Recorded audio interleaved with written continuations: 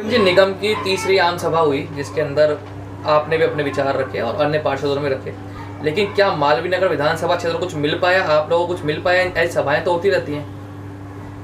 देखिए, मालवीय नगर विधानसभा का प्रश्न नहीं है, ये तो पूरी नगर निगम ग्रेटर की बैठक थी।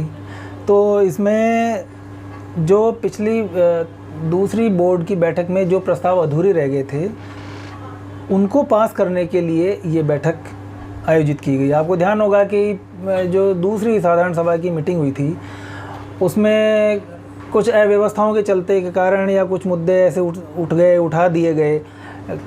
यज्ञमित्र सिंह जी अपने स्टाफ को लेके वॉकआउट कर गए, हालांकि उनको करना नहीं चाहिए था, इस तरह का उनको अधिकार नहीं है। जब साधारण सभा की मीटिंग चल रही हो तो अधिकारियों को इस तरह से कोई अधिकार नहीं है। वॉकआउट का अधिकार तो पक्ष विपक्ष के लोगों को होता है, लेकिन चलो उस डिटेल में नहीं जाते हैं अपन। तो उस वजह से वो जो साधारण सभा की मीटिंग थी वो अधूरी रह गई थी। 2 प्रस्ताव पास होके ही वो रोकनी पड़ी और बाकी के जो 3 प्रस्ताव थे, महत्वपूर्ण प्रस्ताव, वो रह गए थे। इसमें एक तो जो नगर निगम की व्यवस्थाओं का और अधिकारियों इसमें जो उसका था सरलीकरण था, और नगर निगम की सीवरेज सफाई को लेके था।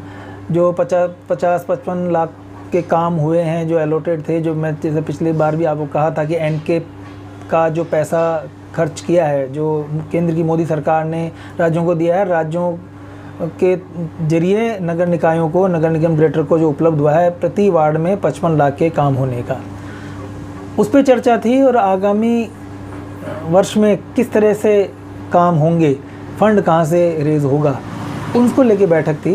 तो सरलीकरण की में तो ये हुआ कि चूँकि ये ऑलरेडी सरकारों की नीतियाँ बनी हुई होती हैं, इसमें प्रस्ताव में ये था कि जो कर्मचारी या अधिकारी 2 सालों से एक जगह जमे हुए हैं, बैठे हुए हैं, उनको हटाना है या पद स्थापन करना है, दूसरी जगह लगाना है, ट्रांसफ़र करना है। लेकिन ये पॉलिसी चूँकि पहले से ही है, सहमति ये बनी कि इस सरकार की इस पॉलिसी में ज़्यादा घुसने की आवश्यकता नहीं है। जो पॉलिसी चल रही है उसमें आवश्यकता के अनुसार थोड़ा बहुत फेरबदल करके हम उसको उसी से काम चलाएंगे।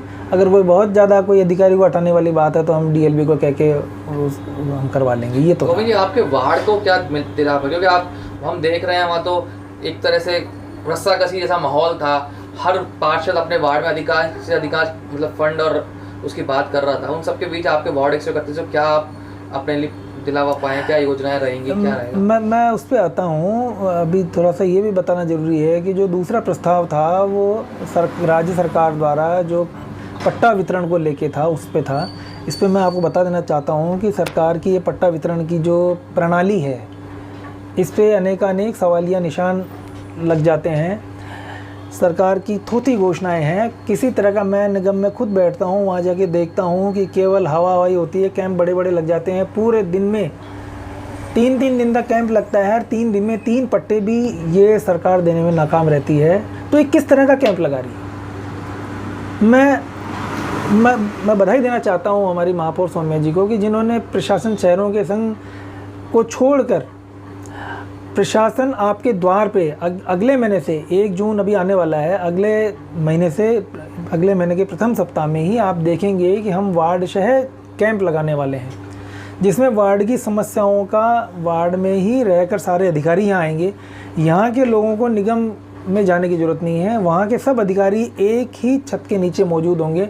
आपको पट्टा निकलवाना है, आपको सफाई सीवरेज की समस्या है या आपको और कोई बात कहनी है, तो आप अपनी समस्या वहाँ पे एक ही छत के नीचे अपनी बात कह सकते हो, तत्काल उसका समाधान किया जाएगा। अब जो आपने पूछा है कि आपके वार्ड को या किसी के वार्ड को क्या मिला, मैं आपको बताऊं कि मेरे वार्ड में जो 50 लाख अलॉटेड थे उसका काम पूरा हो चुका है। आपने देखा होगा पिछली इंटरव्यू में मैंने कहा था कि 55 लाख के 50 लाख के काम मेरे वार्ड में सामान्यतः हो चुके हैं। इसमें मैंने प्रश्न उठाया था कि भाई जो 55 लाख का बजट है वो किस तरह से पूरा गया है, ये हर पार्षद को जानकारी दी जानी चाहिए।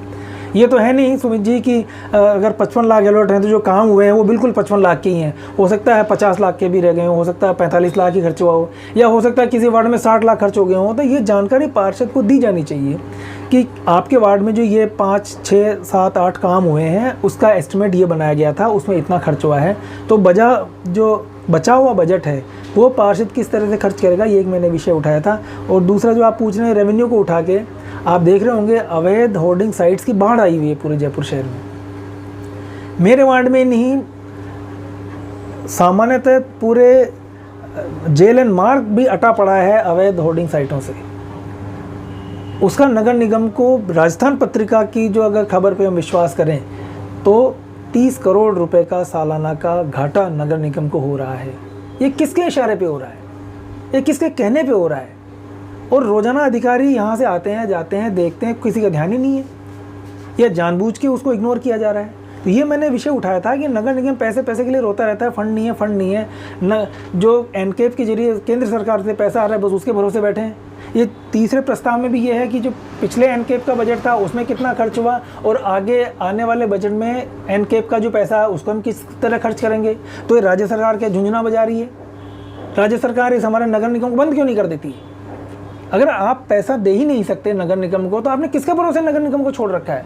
और नगर निगम की जो आय है अपनी व्यक्तिगत अपने सोर्सेज से जो आय करती है, चाहे वो चालान के माध्यम से करती है, चाहे वो किसी और तरीके से, जो मैंने इसकी बात कही है, होर्डिंग साइट्स की बात कही है, चाहे और भी तरीके हैं जो रेवेन्यू इकट्ठा, उसका क्या करती है? क्या वो इनकी तनख्वाहों में खर्च हो जाता है?